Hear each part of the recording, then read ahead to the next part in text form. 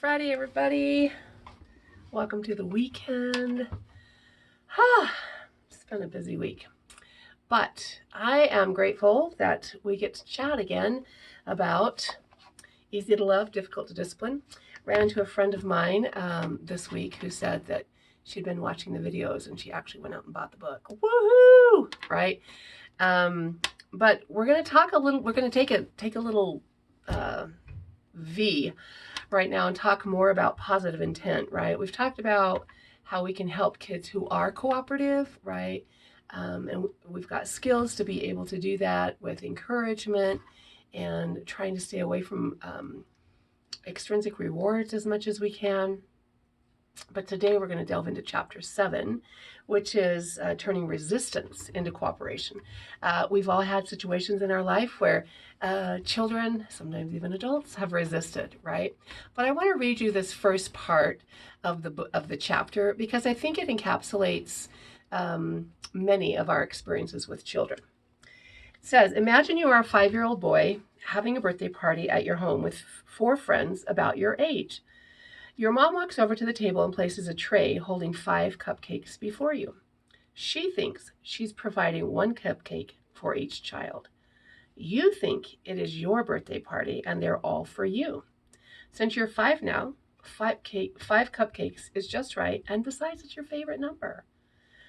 You pull the tray towards you, lock your arms around it. Your eyes dart to the other children, daring them to touch your cupcakes. Suddenly, events unfold that make little or no sense to you. The child beside you starts to cry. Another calls out for his mom. The guest opposite you folds his arms across his chest, glares at you, and says, "You're not my friend anymore." The remaining guest simply leaves the table and goes to play. All this brouhaha about your cupcakes is baffling. Your mom approaches and you sense an atmosphere of increasing feet. You hold the tray higher and tighter to safeguard your cupcakes, excuse me. Your mom says, "Mark, the cupcakes are for all the children. How would you feel if someone had a lot of cupcakes and wouldn't give you one?" Right? Moral development, folks, doesn't come on until age 7 and 8, right? How would you feel? It's okay to talk about it, but the understanding is not there. Don't you want to share with your friends? Actually, I don't, right? I'm 5. I'm egocentric. If you could talk to yourself in your head, you would probably say, "No, I want them all," right? Does it look like I want to be there to share? But since at the age of 5, children have not developed inner speech and communicate mostly through actions, you turn your back on your mother and you hold the tray even tighter. Your mom then says, with increasing irritation, right? We can hear it. We can feel it. "You don't need 5 cupcakes. What should you do with those cupcakes?" You asked me that, I'm going to eat them, right? "We share in this house. That's not nice. Now give each of your friends a cupcake." You bend over to protect the cupcakes in fear that she may grab them from you. For extra safety, you put the tray in your lap. Completely frustrated, your mother shouts, "Give me those cupcakes." You ignore her. That's what she does to you when she wants you to go away. Oh, touche. She becomes even more irate and shouts, "Do you want all your friends to leave? Do you want to go to timeout on your own birthday?" Right? Can you feel it? You don't care where you go as long as the cupcakes go with you. So you stand up, you walk off with the tray. Your mom, totally embarrassed in front of the other parents, runs after you and tries to grab the tray from your hands. You try to hold on. In the struggle, the cupcakes fall on the floor. With your cupcakes ruined, you begin crying wildly out of frustration, confusion, and disappointment. You hit your mom as she tries to get you to behave more acceptably by offering more threats. Finally, your mother carries you to your room, sobbing and out of control. I love what she says about this. In this vignette, the mother began each attempt to persuade Mark to share by unconsciously assuming that his motives were negative. When you attribute negative intent to others, you subtly attack them. Your attempt to make them feel bad about themselves and their choices is a form of assault. You actually implant a feeling of danger in others every time you try to make them feel bad, wrong, or responsible for your upset. And this sense of being in danger usually creates conflict as the other person becomes defensive, not cooperative. The conflict mounts if you proceed with your own agenda without inspiring the other person to cooperate. When you learn to attribute positive intent to other people, you possess a powerful skill. It is the skill you need to transform opposition into cooperation, right? And I've read this probably 4 or 5 times, my friends, and I laugh, right? Because I totally feel for this 5-year-old. On the other hand, though, just call me Tevya, I really do feel for the mother, right? She's using the skills that she has. The other day, we pray in our class that God will be able to help us help the children, right? And one of the teachers that prayed, I thought she said something so interesting. She said, God, will you help us do what we know is best for these children? And so I talked to the group afterwards, and I said, so what you know is best, and what you know is best, and what I know is best is going to be different, right? Because we're on that continuum.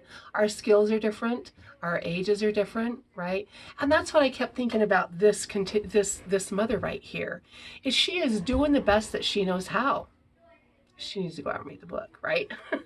And so we have to offer grace, right? When those situations happen to us, ourselves, right? That mother, and to others, to be able to say, let me help you, right? There really is a better way than just continuing to go down that course where pretty soon the mother's frustrated, the child is sobbing, right? And everybody else is there that's feeling awkward about this, right?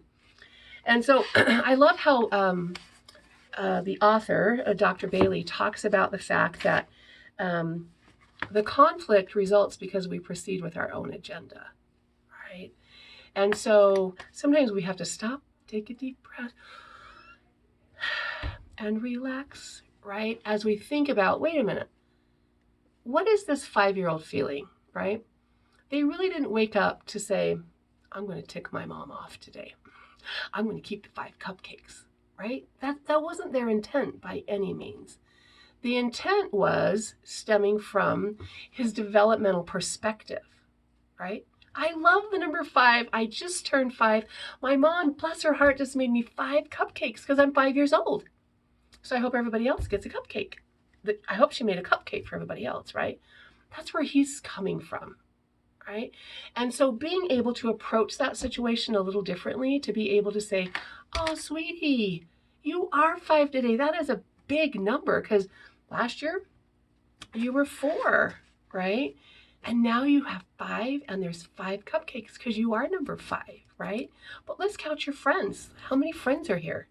1, 2, 3, 4, and you're 5. So you have 5 cupcakes and you have 5 friends. So what would be a good idea, right? And then being able to say to him, you know what, sweetie, we can make you some more cupcakes, right? We can make you 6 cupcakes or whatever it might be, to be able to help him understand, right? Well, we share at this house, right? Well, not always do we share at this house, right? And so helping him, guiding him from his developmental perspective. We had kind of a fun incident that happened a few weeks ago. Somebody had asked when their birthday was, and we have a birthday chart up at the front. And this one little boy said, hey, Miss Story, when is my birthday? And so I told him it was in September. He got this look on his face. He said, no way. He said, my birthday was in September last time too, right? I was grateful for a mask as I kind of snickered behind it, right? But it's that developmental perspective that we have to fine tune, right? And so WebMD, Academy Pediatrics is a great place for us to go. National Association for the Education of Young Children has a document out that kind of talks about each developmental level, right? And so knowing that developmental level, right? And recognizing, okay, what do we know generally about 5-year-olds? They're egocentric. They always want to win, right? They don't win and lose very well. I was looking at lesson plans this week for some of my practicum students, and they had some winning and losing. And I'm like, okay, so we need to approach this a little differently because they don't have that ability to think it's okay for somebody else to win right now, right?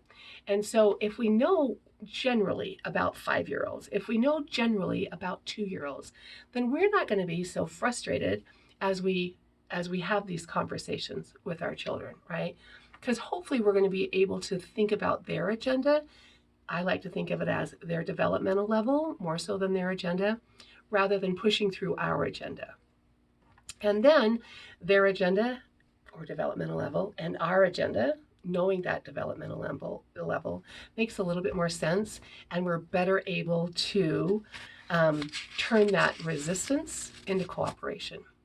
So that's what our job this week, you guys, is to just think about as you're heading down that path and you think, oh gosh, my blood pressure's going up, they're, pushing my button, whatever it is that you say when you feel that happening, right?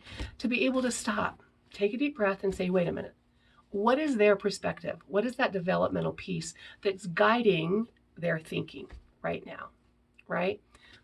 And then you're going to do better at meeting them where they are rather than expecting them to meet you where you are, which is way far down the path, right? So good luck with that this week. Again, it was chapter 7, right? And next week, we're going to talk a little bit about why children must say no. We've talked about it in a couple of other previous videos, but we're going to really delve into that. It's part of their development to say no. So tune in next week to find out why children must say no. Have a great weekend, everybody. Thanks for joining us.